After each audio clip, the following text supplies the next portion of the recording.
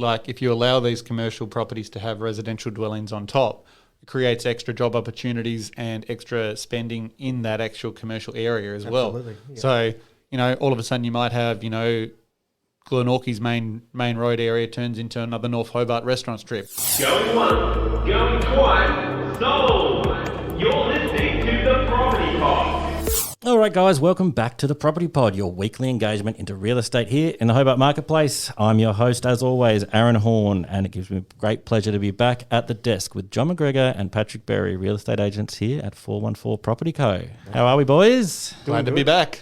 Always good to be back. Looking sharp, J-Mac and Pat. I got to say, is that some new merch that you're repping? Sure is. Yeah, can you tell us a little bit about that? I'm repping this old school number. And, I want a piece. Yeah. I want a piece. What's going on? Oh, I thought, we sell real estate. Why not sell clothes? I know. I love this. Because everyone wants to pay for it. We actually have a new website going live in about a week, hopefully. I know I've said it a few times, but we are at the end, aren't we, Az? You're a media guy. I actually think day of release of this episode. Hopefully will be day of release of the website. So if you're listening to this, jump on 414.com.au and fingers crossed you'll see something new, something sharp, something that hasn't been done here in the Hobart Marketplace. Yeah, we've got a couple of really cool features that are exclusive only to the new website and hopefully will be a bit of a game changer in the Hobart Marketplace. I'm really excited for this site to go live. Well, I like the idea that it's actually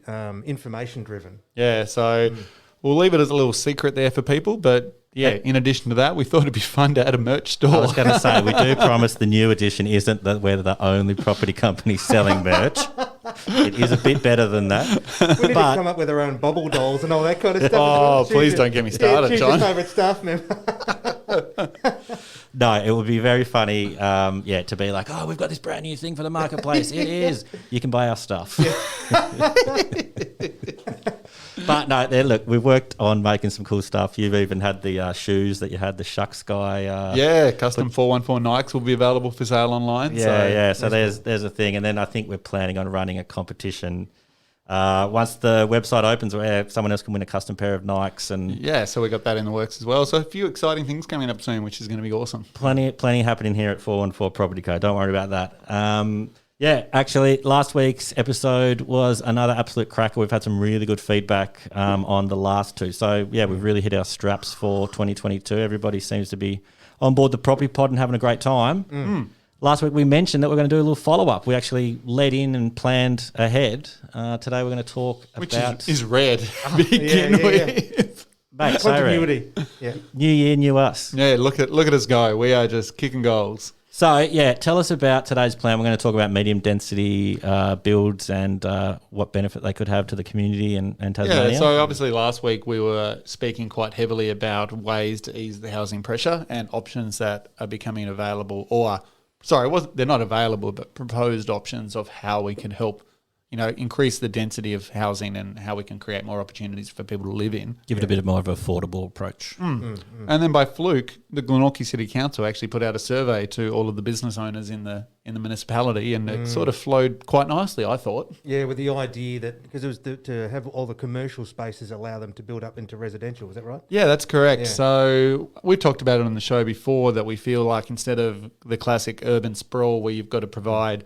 roads, services, sewerage, water, it's a lot better to do urban backfill where you feel property, like build a unit in the backyard of another property.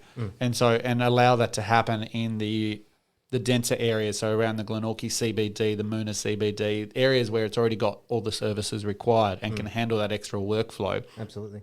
This survey that's come out is sort of that one step extra. It talks about potentially creating, additional residential dwellings over commercial buildings. So taking advantage of Main Road and that sort of transport corridor that is Main Road Glenorchy all the way through to Hobart. Well, I think if you actually look at it, it's already happened in some buildings. So in where our McGregor First National office used to be at 83 Main Road, the bottom section was always built as a commercial space, and upstairs was residential. So it actually had a bathroom, laundry, all that kind of stuff. We renovated out of it because we needed it to serve differently.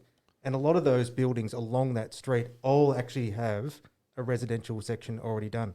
And so then, like, just thinking about like using that as the example, if you look then behind the car park there, a lot of the properties in that unit complex are behind it. There was the Salvation Army, or there was a place that's been knocked down recently that looks like that's going to be turned into apartment block with multi-story apartments there. So Yep. I guess this proposal is saying like this is something we want to have available of, you know, people living on top of each other or using the space up rather than the space out.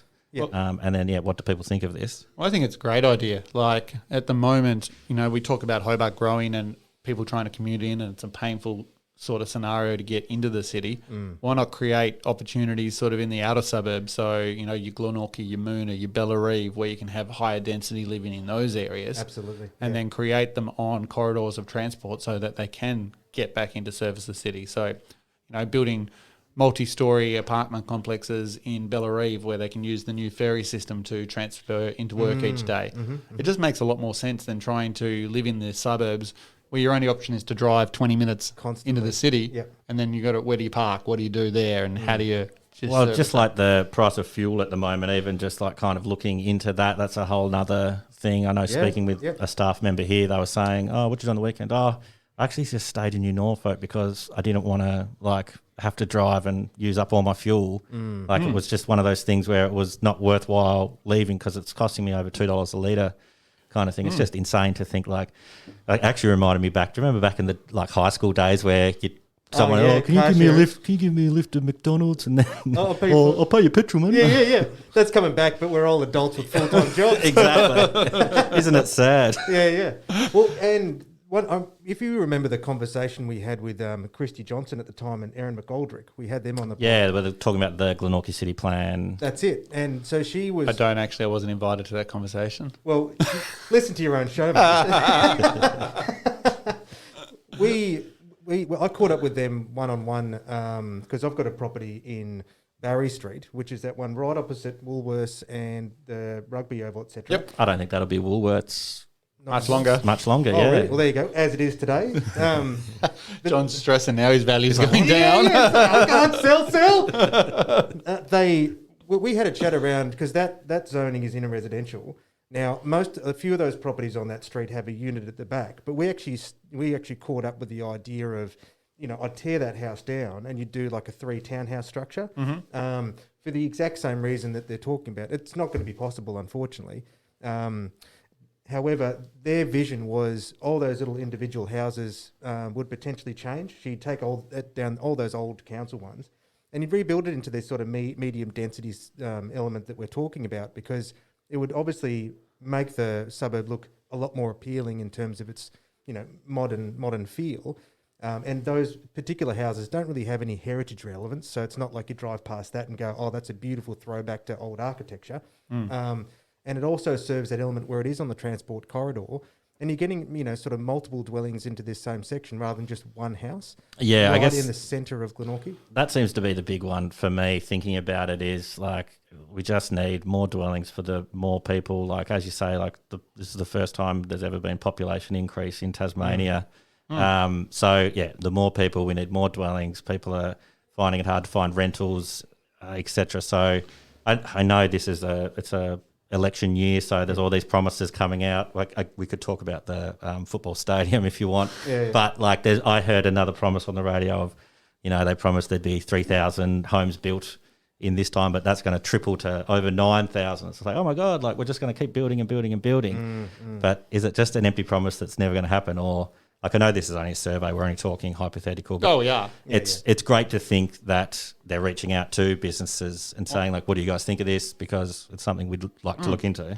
But it's flow and effect from there as well. Like if you allow these commercial properties to have residential dwellings on top, it creates extra job opportunities and extra spending in that actual commercial area as well. Yeah. So, you know, all of a sudden you might have, you know, Glenorchy's main road area turns into another North Hobart restaurant strip where you've got little takeaway, extra coffee shops, like things that people can come down and utilise and spend money on in that suburb. Or even if you think of like the Elizabeth Street Mall, how that kind of used to be the central hub. If you come up now towards where all that uni accommodation is, which is again medium density, people living on top of each other, and there's like a whole new little mini kind of I don't know, like The a little- Brunswick Street kind of thing. The with amount all- of restaurants, you're exactly That right, popped between the block up from the mall to where the uni accommodation is Yeah. crazy. Yeah. There are so many new little takeaway restaurants or little sit-in dining restaurants, then coffee shops and just services and bars and restaurants, like bars and clubs and stuff in that little area. Yeah. Yeah, no, Huge it's crazy. advantage. Like I'd say 3 or 4 years ago, walking through there would have been like maybe 3 restaurants. Now it's like blown out to like 12, and they all seem to be doing quite well, and it all seems to be kind of this really happening space. Yeah. Yeah. So then, it's kind of moving, or the sprawl of that moving out towards more businesses and more life in these other CBDs, your Mooners, your Glenorchies. And then, hopefully if you build it up, the good old saying, you build it, people will come. Yeah. And then from there, you've got opportunities like farmers markets or community like things happening over a weekend to bring life into that space as well. So that people can, they may not have a backyard to enjoy, but if you create enough things around that people can go to, it still creates that sense of community and that, enjoyment of a weekend. And also, too, the less reliance on car transport. That's a big one. When we were before Shake a Leg, there were a couple of odd restrictions even around the commercial spaces. When the coffee shop that's next to it, like that Shake a Leg, was getting installed, when the original applications were getting done, they said that we need to provide something like 10 to 15 car spaces. Otherwise, if you don't, you have to pay like $30,000 per car space you can't provide, which is an insane rule. Like, it didn't make any sense because there's a giant car park right at the back of it. So I hope in part of this review, they look at a lot of these restrictions that they're placing on small businesses, even around car spacing and what you can and can't do with the space. They're just like right off those rules where, how did you even come up with this concept? The idea that a coffee shop that holds 10 people needs 15 car spaces, like, huh? It's ridiculous. Yeah. So hopefully this is another, a genesis to help obviously change a lot of those rules as well, that allow a lot of businesses that are trying to get in to be a bit more flexible. And if you can have a building that has both commercial space, residential space, that really opens up the opportunity where people can fund that, invest in that, and make it sustainable over the long term. I guess I'd never even thought about like it from the parking side of things. Like, it's all that other logistics stuff, but like just to be the cog in the, or the thorn in the side, like what would happen? How would they deal with stuff like that? Well, and that is, With the parking aspect. Yeah. Like, Well, I think that's the beauty of having this higher density, is that parking then becomes less important. but I guess I'm thinking of like, you add 12 people up above this building living there, they still probably will have cars. Like, where do they end up going? Exactly. Like, I guess you've got to put in car parking. an allocation. Well, an example, this is, one example was a client of ours in King Street. When the Woolworths car park was developed at the side, what they ended up doing was they allocated one space to each of those houses on that little strip. Yep. Because obviously some of it was taken out. So within the actual commercial car space is allocated a residential one for those houses. Yeah. That's not exactly a perfect solution, but it's a damn hard problem to solve.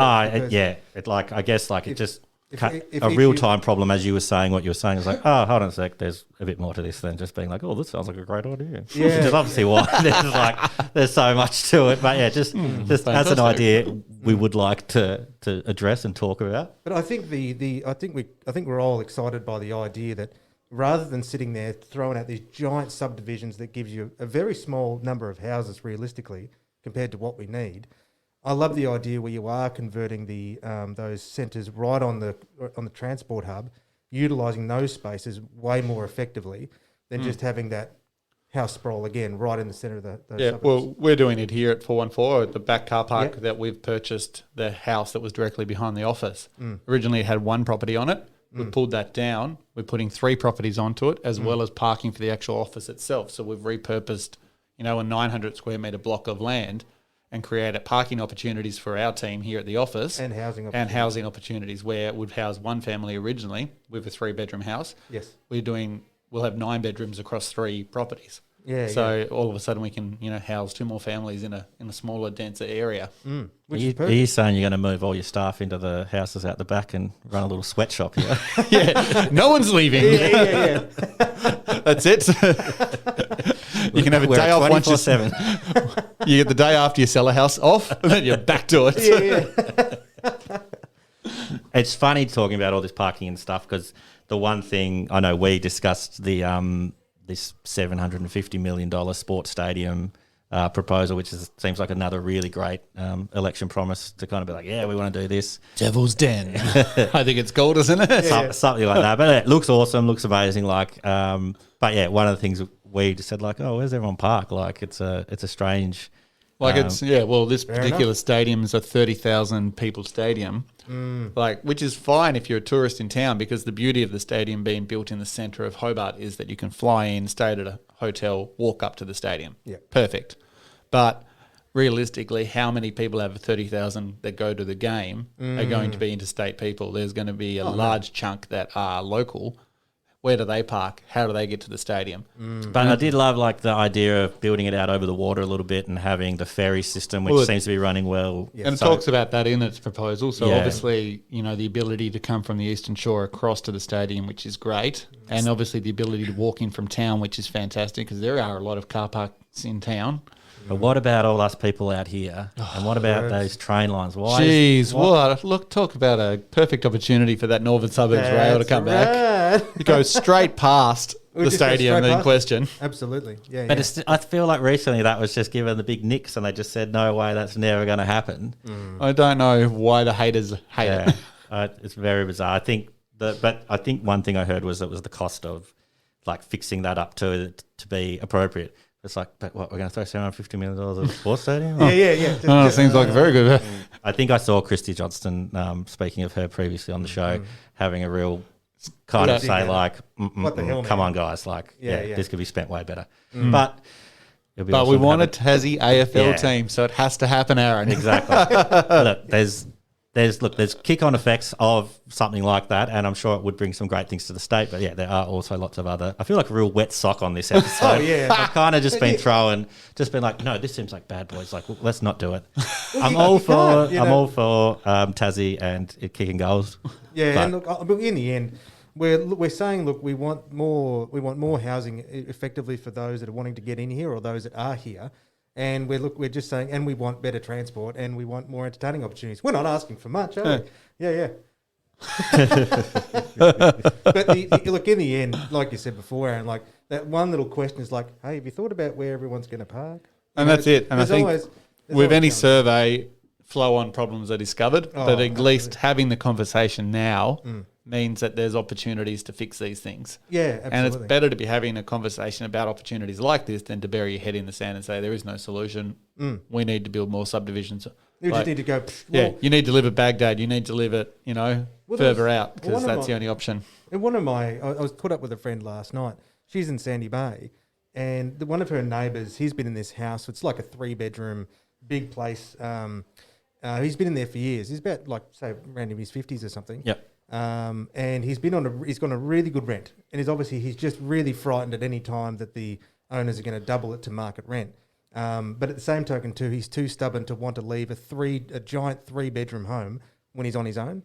So the thing is too, is he would fight tooth and nail not to have to sit there and relocate out to like a suburb, way out where it's the only place he could be. Because he's obviously supported by rental support and a bunch of other government measures, but there's no way in hell would he ever want to be relocated out to an urban centre. Sorry, a suburban thing where no services are. So it's kind of like the thing we talked about last week with the home share and the people kind of once they sell it and they have to give their cut back to the government. It's really hard to put yourself out of your moral compass kind of gets a bit wonky skewed, when things like that happen. Like, I'm sure he's not sitting there thinking like, man, like, I've got plenty of space for these other people. They could come to. Everyone's kind of still looking out for themselves. And well, I think, and the bigger problem you've got as well is that for people that have lived here their whole life, they feel like, Tasmania is losing what it is because we have so many people relocating from the mainland, and being able to adjust to the new Tasmania is hard for some people. That's fair. Yeah. Well, there's like a sense of entitlement that we think we're owed. Yeah, not really. We're just lucky that we've enjoyed the lifestyle we have for the time we have. Unfortunately, things change, and look, there's so many different ways you can look at this, and there's no right or wrong answer. I think the key takeaway is that a conversation has started, and that's probably the most important thing. Yeah, definitely. Hopefully, they're obviously moving these in a way that hopefully is going to start commanding action now. Yeah, no, look, it's good. It's kind of just nice to have a free-form conversation about it, and a quick prompt from an email last week. We've kind of sat on it and thought about it, and thought about things, and it's just amazing that in this conversation, I kind of went from one side of the coin to not the other, but just kind of like, oh, that's something I hadn't thought of. So there's always other things to think about. And that's why they pay the smarter people to do that. And Not us. I just press these buttons and act like I know what I'm talking about. But look, we appreciate everybody out there that listens to the Property Pod. Thank you for joining us every week. It's great to be back. We'll be back next week, and we'll just see what happens. Till next All time. right, see you, boys. See ya. You have been listening to the Property Pod, recorded and edited by 414 Media House in conjunction with 414 Property Co. This podcast is general information only, and the thoughts and views expressed is the opinion of our panel, and listeners should always seek and use their own investigation into any topic we discuss to ensure they fully understand their own situation. It does not constitute and should not be relied on as purchasing, selling, financial or investment advice or recommendations, express or implied, and it should not be used as an invitation to take up any agent or investment services. No investment decision or activity should be undertaken on the basis of this information without first seeking qualified and professional advice.